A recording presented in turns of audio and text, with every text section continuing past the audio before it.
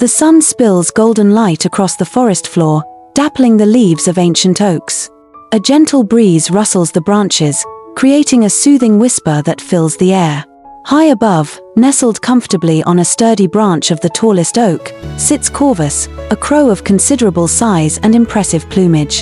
Her feathers, a deep, rich black, shimmer with iridescent blues and greens in the sunlight. She holds, with an air of undeniable pride, a prize, a magnificent wedge of cheese. This isn't just any cheese. It's a farmhouse cheddar, aged to perfection, with a sharp, tangy aroma that can make even the most disciplined stomach rumble. Corvus had spotted it earlier that morning, left carelessly on a windowsill to cool.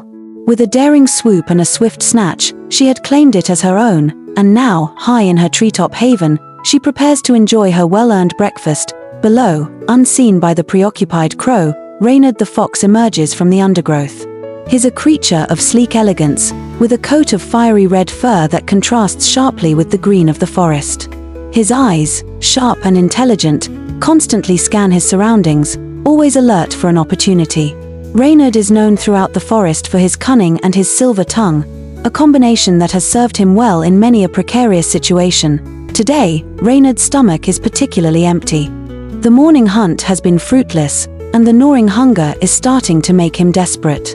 It's then that the wind shifts, carrying with it the unmistakable, mouth-watering scent of aged cheddar.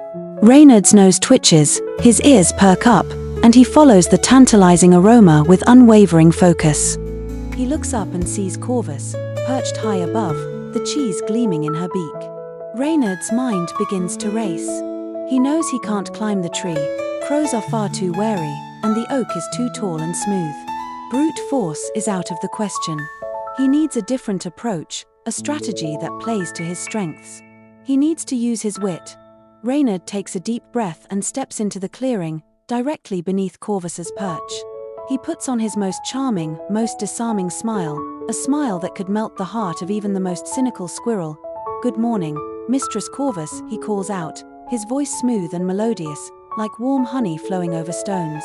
"I must say, I have never seen such a magnificent bird in all my travels. Your feathers, they are truly breathtaking. They shimmer like polished obsidian, catching the light with a brilliance that rivals the stars themselves."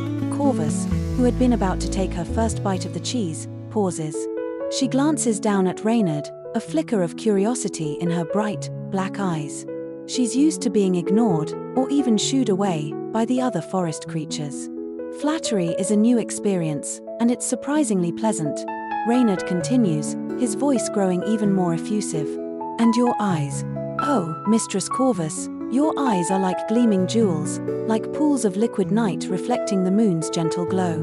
They sparkle with an intelligence, a wisdom, that is truly awe-inspiring." Corvus puffs out her chest a little, unconsciously tightening her grip on the cheese. She preens her feathers, basking in the warmth of Reynard's praise. She's never been told such things before.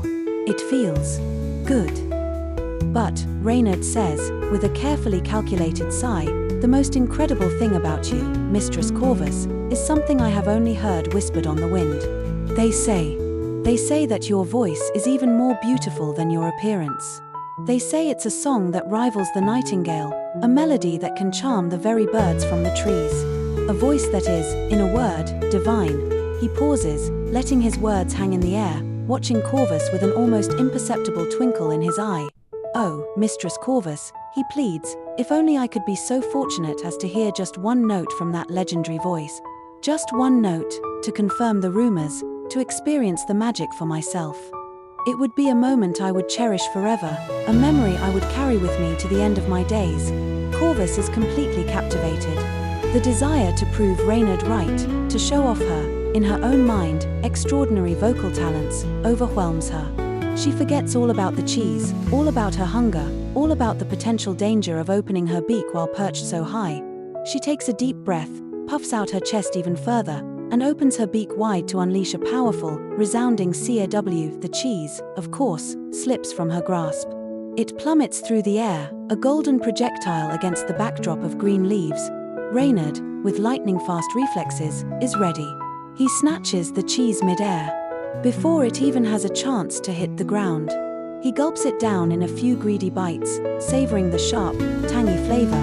He looks up at Corvus, who is now flapping her wings in a mixture of anger and disbelief. Her caws are no longer proud and confident, but filled with frustration and regret. Reynard's smile is no longer charming, it's a smug, self-satisfied grin. "Thank you, Mistress Corvus," he says, his voice dripping with amusement.